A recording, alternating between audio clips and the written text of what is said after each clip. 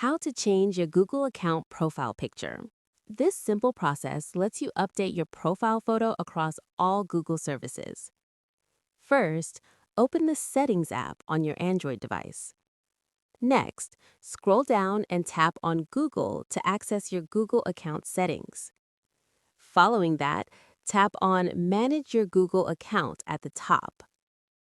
Now, you'll be taken to your Google account page. Tap on the Personal Info tab. Moving forward, scroll down until you find your profile picture and tap on it. Afterwards, you'll see options to either take a photo with your camera or choose photo from gallery. In addition to that, select the option you prefer. If choosing from gallery, browse your photos and tap on the one you want. Once selected, you can adjust the crop and positioning by pinching to zoom or dragging the image. Subsequently, tap Select or Done in the bottom right corner to confirm your choice.